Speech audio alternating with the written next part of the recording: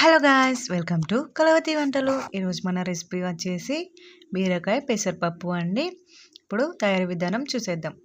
ఇందులో చూపిస్తున్న ఇంగ్రీడియంట్స్ని తీసి పక్కన పెట్టుకోండి. స్టవ్ పైన బౌల్ని పెట్టి అందులో కర్రీకి సరిపడా ఆయిల్ అయితే పోసుకోవాలి. ఆయిల్ హీట్ అయిన తర్వాత ఇప్పుడు అందులో ఆవాలు వేసుకొని ఆవాలు చిటపటలాడిన తర్వాత ఇప్పుడు అందులోనే జీలకర్రని కూడా మనం వేసుకోవాలి.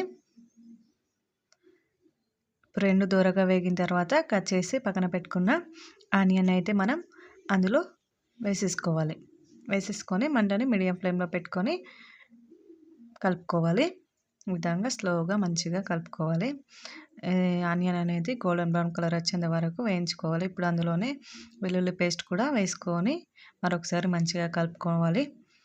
ఇప్పుడు అందులోనే పసుపు వేసుకొని మరొకసారి కలుపుకోవాలి.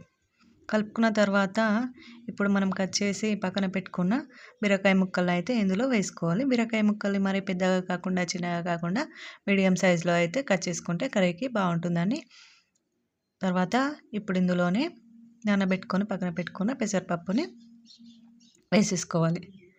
మంటని లో ఫ్లేమ్లో పెట్టుకొని మంచిగా కలుపుకొని మాడిపోకుండా చూసుకోండి. మాడిపోతే కర్రీ అనేది టేస్ట్ రాదు. ఇందులో చాలా హెల్త్ బెనిఫిట్స్ ఉంటాయండి.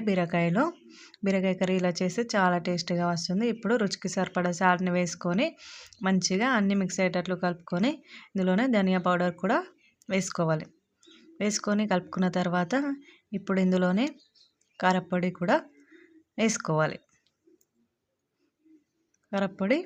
వేసుకొని మరొకసారి మంచిగా అంతా కలిసిపోయేటట్లు కలిపేసుకోవాలి.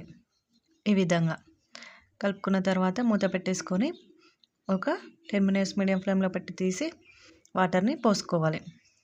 అలా 10 minutes మూత పెట్టి తీయడం వల్ల అన్నీ కారం, ఉప్పు, ధనియాల పొడి అనేవి కూరకి మంచిగా పడతాయండి.